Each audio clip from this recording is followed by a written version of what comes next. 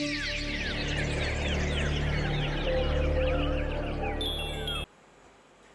dear student, I hope your health is so good, so please stay safe, stay home. I request to you again, please subscribe our channel and press the bell icon for the updates of new videos. So we are going to start the remaining topics of the food chain. So first of all, you see here, this diagram is the energy diagram of all components. First is sunlight, second is producer, herbivorous, carnivorous and top carnivorous. We are discussed in previous lecture how to its work. From the diagram, इस diagram के ऊपर से हमें समझना है कि क्या होता है. From the diagram, the flow of energy is unidirectional. क्या कहा मैंने? एनर्जी का जो फ्लो होगा वो यूनिडायरेक्शनल में होगा, यानी कि एक किसी भी कंपोनेंट में से एनर्जी जब दूसरे कंपोनेंट में जाती है तो आगे फॉरवर्ड ही होती जाएगी, बैक यानी कि रिटर्न वापस आएगी नहीं, एक ही डायरेक्शन में जाएगी. The energy captured by the autotrophs does not revert back to the solar and the energy which passes to the herbivorous does not come back to the autotrophs. यानी कि जो भी प्रोड्यूसर है वो जब सोलर सिस्टम में से क्या लेते हैं, एनर्जी लेते हैं. क्यों लेते हैं? क्योंकि वो खाना बनाना चाहते हैं. जो भी खाना बनाना चाहते हैं वो एनर्जी का यूज करते हैं. जब एक बार एनर्जी यूज हो जाती है उसके बाद वो revert back to the solar system does not take place, यानी कि जब वो एक बार एनर्जी को यूज कर लेता है बाद में वो फिर से सन यानी कि जो हमारा सूर्य है उसको एनर्जी दे सकता नहीं है. और उसके बाद दूसरा एग्जांपल कहा उसने हर्बिवोरस, यानी कि जो भी पत्तियां खाते हैं, ऐसे एनिमल जो भी प्लांट्स को खाते हैं, वो एनिमल जब एक बार पत्तियों को खा लेता है उसकी एनर्जी अपने अंदर स्टोर कर लेता है, बाद में वो एनर्जी वापस उस प्लांट को दे सकता नहीं है. अगर उस प्लांट को एनर्जी चाहिए तो फिर से उसको सोइल या तो सनलाइट में से एनर्जी देनी पड़ेगी. हर्बिवोरस उसको कोई भी एनर्जी देगा नहीं, यानी कि एक पार्ट में से एनर्जी जब टोटली कम्स आउट हो जाती है वे not backward into the first direction, यानी कि वो फिर से वही डायरेक्शन में आएगी नहीं. The energy available at each trophic level gets diminished progressively due to loss of energy at each level. यानी कि जैसे ही आप लेवल 1 सेकंड थर्ड फोर्थ ऐसे जब लेवल आप क्रॉस करते जाओगे सभी लेवल में एनर्जी भी वो क्रमशः कम होने लगेगी. डिमिनिश प्रोग्रेसिव का मतलब होता है कि वो क्रमशः स्टेप टू स्टेप कम होने लगेगी. जब आप लास्ट यानी कि फोर्थ लेवल में पहुंचोगे वहां पे एनर्जी बहुत ही कम दिखने को मिलेगी. Now we are going to start new topics. How water gets polluted. ये फूड चेन का ही एक पार्ट है कि फूड चेन की वजह से वाटर क्यों पोल्यूटेड होता है. वो वाटर जो पोल्यूटेड होता है वो कैसे फूड चेन में एंटर हो जाता है, किस तरह से, तो देखिए यहाँ पे how water gets polluted. We are use several pesticides and chemicals to protect our crops from disease and pest. क्या कहा उसने कि हम पेस्टिसाइड कई केमिकल्स होते हैं या तो फिर कोई ऐसी दवाइयां होती है हम यूज करते हैं किसको बचाने के लिए, जो हमने खेतों में पाक उगाया है उसको बचाने के लिए हम सेवरल केमिकल्स यूज करते हैं. वो केमिकल हम उस खेतों के ऊपर वहां पे उसका छिड़काव करते हैं, है ना, जिससे हमारा जो पाक होता है वो बचा रहता है. किसके कंपेयर में, ये जो भी डिसीज उसके ऊपर लगता है वो उसको डिसीज उसे होना देता नहीं है. और पेस्ट यानी कि जो छोटे छोटे माइक्रो ऑर्गेनिज्म होते हैं जो पाक को नुकसान पहुंचाते हैं उसको बचाता है. This chemicals are washed down into the soil. From the soil these are absorbed by plants along with water and minerals.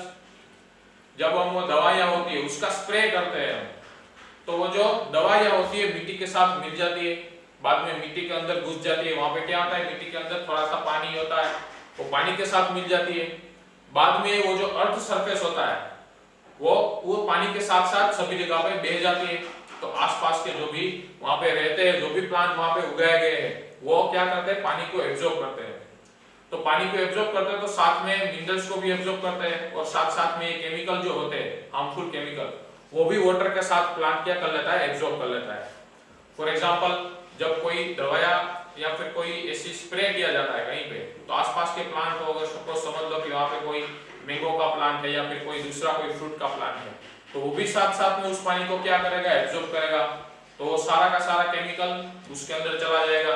बाद में उसका जो भी फ्रूट आएगा, वो फ्रूट हम खाएंगे, तो वो केमिकल जो फ्रूट में लगा हुआ है वो भी हमारी बॉडी के अंदर आ जाएगा। इस तरह से पानी जो पोल्यूटेड होता है, उसकी सारी की सारी दवाइयां हमारे बॉडी के अंदर आ जाती है। उसके बाद these chemicals are not degradable। इस वर्ड के ऊपर खास ध्यान देना, नॉट डिग्रेडेबल, इसका डेफिनेशन अभी आएगा, पर यहाँ पे सिर्फ ऐसा समझ लो, नॉट डिग्रेडेबल का मतलब ऐसा होता है कि they can not be destroyed, हम उसको किसी भी तरह से नाबूद नहीं कर सकते। ऐसे केमिकल्स सपोज हमारे बॉडी में एक बार आ गए तो उसको नाबूद करना मुश्किल हो जाता है, क्योंकि उसका इफेक्ट हमारे बॉडी में कई जगहों पे असर करता है, हमें कई सारे डिसीज हो सकते हैं, कई सारे प्रॉब्लम्स क्रिएट करता है। And human occupy the top level in any food chain. Maximum concentration of these chemicals get accumulated in our bodies is known as biological magnification। क्या कहा उसने, जब ये जो केमिकल्स होता है ये एक लेवल से ज्यादा यानी कि मैक्सिमम अमाउंट में हमारे बॉडी में बढ़ जाता है, जिसकी वजह से हमारे बॉडी में कई सारे डिसीज या तो फिर कोई भी प्रॉब्लम्स क्रिएट होता है, इस कंडीशन को या तो फिर इस प्रोसेस को हम कहेंगे बायोलॉजिकल मैग्निफिकेशन। बायोलॉजिकल मैग्निफिकेशन का मतलब होता है जो केमिकल हमारे बॉडी में जो भी हो वो उसका कंसंट्रेशन बहुत ज्यादा बढ़ जाता है और हमें प्रॉब्लम क्रिएट करता है। तो इस तरह से क्या होता है, एक एनर्जी का ट्रांसपोर्टेशन दूसरे लेवल में पहुंचता है। Now our next topic is ozone layer and how it is getting depleted. हमारा ओजोन लेयर जो होता है वो किस तरह से नाबूद होता जाता है। पर इससे पहले मैं आपको थोड़ा सा इसका बेसिक इंफॉर्मेशन दे देता हूं ओजोन का। सबसे पहले तो ओजोन जो होता है वो गैस होता है, किस तरह से वो हमारे हार्मफुल है या नहीं है इसके बारे में बात करेंगे। दूसरा, जो भी सारे एनिमल्स है लिविंग और नॉन लिविंग, सबको ये प्रोटेक्ट करता है ओजोन लेयर जो होता है। कई सारी मूवीज में भी, हॉलीवुड मूवीज में भी इसका जिक्र किया गया है, किस तरह से कोई अगर ग्लोबल वार्मिंग हो जाए तो किस तरह से हमें ये प्रोटेक्ट करता है।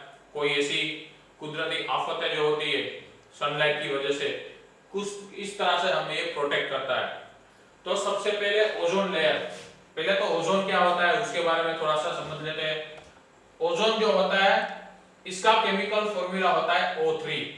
ये खास याद रखना, कई बच्चे ओजोन को O2 लिख देते हैं तो O2 हो जाता है ऑक्सीजन, ये O3 है यहाँ पे। तो ओजोन का केमिकल फॉर्मूला है O3। Ozone is a molecule formed by 3 atoms of oxygen, यानी कि 3 एटम्स ऑफ ऑक्सीजन जब एक साथ मिल जाते हैं तो क्या बन जाता है, ओजोन बन जाता है। Ozone O3 is a deadly poison. क्या है, देखो ये ओजोन हमारे लिए क्या है, हार्मफुल है, ये पॉइजन गैसेस होता है, यानी कि पॉइजनस गैसेस होता है, ये हमारे लिए हार्मफुल है, फिर भी हमारे लिए ये महत्वपूर्ण काम करता है। However, at the higher level of the atmosphere, ozone performs an essential function। हमारा अर्थ का जो सरफेस है वहां से हजारों किलोमीटर ऊपर एक सरफेस है जहां पे ये ओजोन का लेयर होता है। ये पॉइजनस होने की वजह से हमारे लिए तो क्या है, हार्मफुल है, पर फिर भी एक ऐसा फंक्शन है इसका जो हमें प्रोटेक्ट करता है, यानी कि हमको दूसरे कई आफतों से बचाता है। कौन सी, तो देखो इट सील्स, सील्स की जगह पे आप प्रोटेक्ट भी लिख सकते हो, ये दोनों का मीनिंग सेम रहेगा यहाँ पे। It shields the surface of the earth from UV यानी कि अल्ट्रावायलेट रेडिएशन फ्रॉम द सन। सन में से जो भी हार्मफुल अल्ट्रावायलेट यूवी रेडिएशन आते हैं उससे हमको ये प्रोटेक्ट करता है, क्योंकि यूवी जो रेडिएशन होता है उसका एनर्जी बहुत ज्यादा होता है। वो डायरेक्टली अगर अर्थ सरफेस के ऊपर गिरा तो यहाँ का जो टेम्परेचर है वो कई गुना बढ़ जाएगा, और ये जो ओजोन होता है वो उसको फिल्टर करके अर्थ सरफेस के ऊपर पहुंचाता है।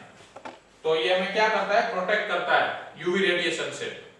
उसके बाद this radiation is highly damaging to organisms. It cause skin cancer in human being. ऐसा समझ लो कि सपोज समझ लो कि ये यूवी लाइट जो है वो डायरेक्टली अर्थ सरफेस के ऊपर आ गया, तो ये हमारे लिए बहुत ही क्या है, हार्मफुल है। यहाँ पे लिखा हुआ है ये क्या कर सकता है, स्किन कैंसर, यानी कि हमारा जो ये स्किन है उसका डिसीज स्किन कैंसर हमें कर सकता है। तो इसके अलावा दूसरे भी कई सारे इसके लिमिटेशंस और साइड इफेक्ट है, पर यहाँ पे सिर्फ स्किन कैंसर के बारे में ही बताया गया है। दूसरे कई सारे प्रॉब्लम्स हो सकते हैं। It is a product of UV radiation acting on oxygen. ये O3 जो है वो किसका प्रोडक्ट है, यूवी रेडिएशन। जब ऑक्सीजन के ऊपर कोई इफेक्ट या तो फिर कोई एक्ट करता है तब ये ओजोन प्रोड्यूस होता है। The higher energy of UV यानी कि ultraviolet split oxygen molecule into free oxygen atom. ये समझना है तो सबसे पहले यहाँ पे देखो क्या कहा, ये जो ऑक्सीजन होता है, ऑक्सीजन मॉलिक्यूल के ऊपर जब HV यानी कि ये जो अल्ट्रावायलेट रे उसको आप HV भी कह सकते हैं, हायर अल्ट्रावायलेट, ये लाइट जब ऑक्सीजन के ऊपर गिरती है तो oxygen molecule it gets split into free oxygen.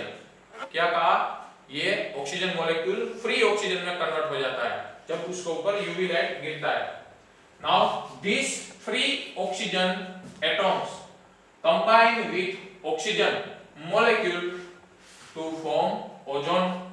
जब ये फ्री ऑक्सीजन होता है, ये फ्री ऑक्सीजन फिर से ऑक्सीजन मॉलिक्यूल के साथ रिएक्ट हो जाता है और ओजोन यानी कि ओजोन हमारा गैस जो है वो बन जाता है।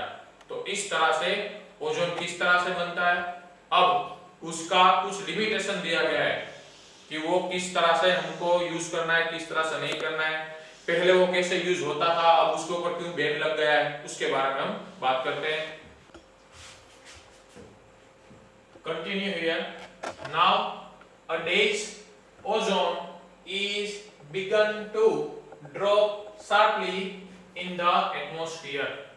ये जो ओजोन लेयर है अभी के समय में यानी लास्ट ईयर से इसका जो लेयर है वो कई सालों से थोड़ा थोड़ा सा पतला होता जा रहा है और डिस्टॉर्ट होता जा रहा है।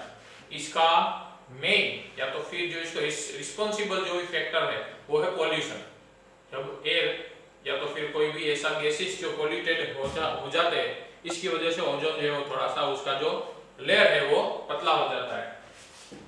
This decrease has been linked to synthetic chemicals like chlorofluorocarbons। इसको सही तरह से नोट कर लेना, chlorofluorocarbons CFCs which are used as refrigerants and in fire extinguisher। ये ओजोन का जो लेयर है वो धीरे धीरे कम होता जा रहा है, उसका रिस्पॉन्सिबल गैसेस है ये क्लोरोफ्लोरोकार्बन्स, उसको CFCs भी कहते हैं।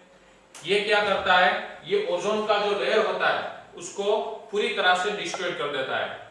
और ये सबसे पहले कहाँ पे यूज होता था, ये क्लोरोफ्लोरोकार्बन है ये रेफ्रिजरेटर में यूज होता था और फायर एक्सटिंग्विशर यानी कि जो आग को बुझा देते हैं उसकी कंपेयर में इसको यूज किया जाता था। पर ऐसा कहा जाता है कि ये जो क्लोरोफ्लोरोकार्बन होता है वो एक होता है, ये एक इतना ताकतवर होता है कि ओजोन के जो 1000 मॉलिक्यूल होते हैं उसके ऊपर ये अकेला भारी पड़ता है, ऐसा कहा जाता है। इसलिए ये बहुत ही खतरनाक होता है, ओजोन लेयर को डिस्ट्रॉय कर देता है।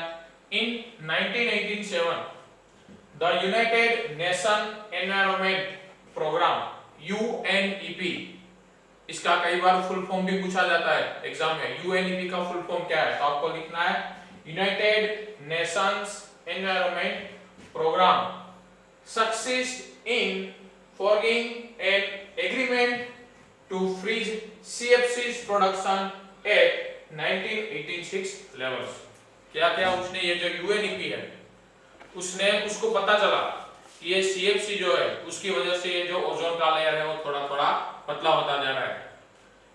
एक बार तो ऐसा भी हुआ था कि जो हमारा बर्फ का, यानी कि जहाँ पे बर्फ बहुत ज्यादा होता है वो पिघलने लगा, तो उसका मेन रीजन बताया गया ये CFC, क्योंकि इसका कोई भी कैरेक्टर उस समय मालूम हुआ नहीं था, पता नहीं था कि ये क्या कर सकता है।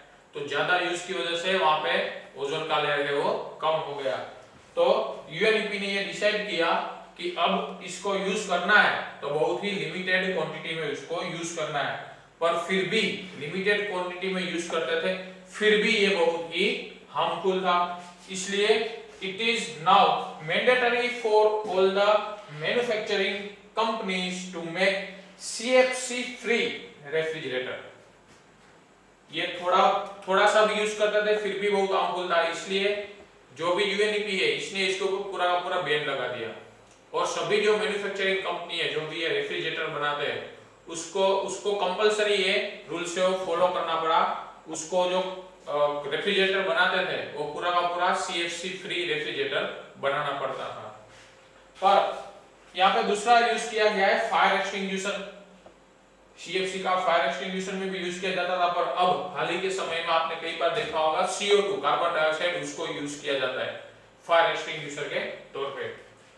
Now next new topic is managing the garbage we produce। ये आज के समय का बहुत ही बड़ा या तो फिर मेजर प्रॉब्लम है ये कचरा हम कहाँ पे डालें। कई सारी ऐसी वस्तुएं होती है जो हम यूज करते हैं, बाद में कचरा इधर उधर फेंक देते हैं जिसकी वजह से कई सारी बीमारियां होती है।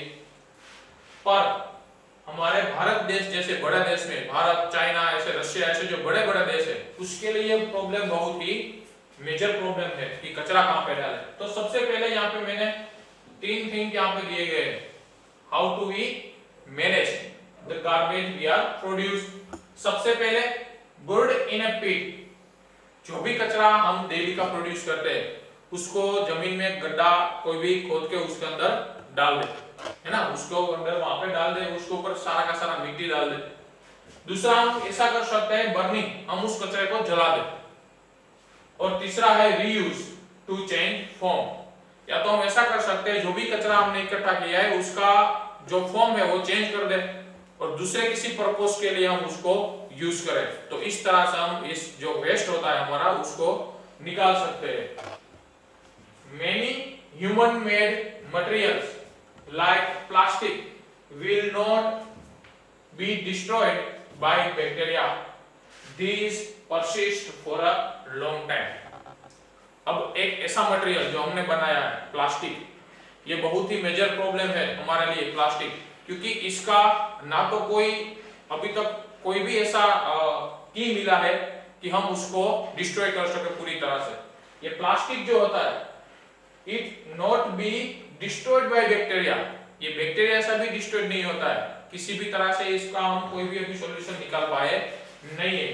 This persist for a long time, ये लंबे समय तक ऐसे ही पड़ा रहता है। फॉर एग्जांपल आप उसको जमीन में कोई भी गड्ढा खोद के वहां पे डाल दो प्लास्टिक को, बड़े लंबे समय के बाद आप 10 to 20 इयर्स के बाद जब वहां से गड्ढा फिर से खोदोगे तो प्लास्टिक वैसा का वैसा ही फिर से आपको मिलेगा। ये बहुत ही लॉन्ग टाइम तक वहां पे रहता है। These materials will be acted upon by physical process like heat and pressure। इसके ऊपर दो इफेक्ट का ही असर होता है, या तो आप उसको जला दो या तो फिर उसको प्रेशर डाल के कहीं पे रख दो जमीन के ऊपर। ये जब प्लास्टिक जलता है, जलने के साथ साथ भी ऐसे कई सारे केमिकल्स, हार्मफुल केमिकल्स ये प्रोड्यूस करता है, इसलिए इसको जलाना भी इसका कोई सॉल्यूशन नहीं है। प्लास्टिक को जलाएं तो उसका भी कोई सॉल्यूशन नहीं है। Substance that are broken down by biological process are said to be biodegradable। क्या कहा मैंने? ऐसे सब्सटेंस जिसको हम किसी भी बायोलॉजिकल प्रोसेस से हम उसको डिस्ट्रॉय कर सके, जिसको हम नाबूद कर सके, उसको कहते हैं बायोडिग्रेडेबल। और उसका एग्जांपल है पेपर। पेपर यानी कि कागज। कागज को हम किसी भी तरह जला सकते हैं, वो कोई भी पोल्यूटेंट, एयर को कभी भी पोल्यूटेंट नहीं करेगा, वो कोई भी ऐसे हार्मफुल गैसेस नहीं बाहर निकालेगा।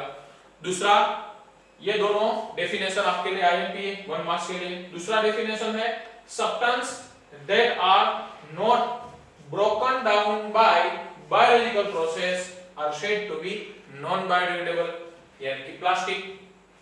ऐसा सब्सटेंस जिसको हम किसी भी बायोलॉजिकल प्रोसेस से डिस्ट्रॉय नहीं कर सकते, वो जैसा है वैसा ही रहेगा, तो उसका एग्जांपल है प्लास्टिक, जिसको हम नाबूद नहीं कर सकते। और ये दोनों डेफिनेशन आपके लिए 1 मार्क्स के लिए आईएमपी है, तो इसको अच्छी तरह से याद कर लेना। तो ये चैप्टर आपका यहाँ पे होता है खत्म। इस चैप्टर में सबसे ज्यादा जो मेन आईएमपी बात है वो है फूड चेन। दूसरा, ये दोनों डेफिनेशन, उसके बाद ओजोन का जो डिप्लेशन होता है उसमें ये मेन वाला रिएक्शन, इसके पहले के चैप्टर में, इसके पहले के लेक्चर में हमने देखा था वो।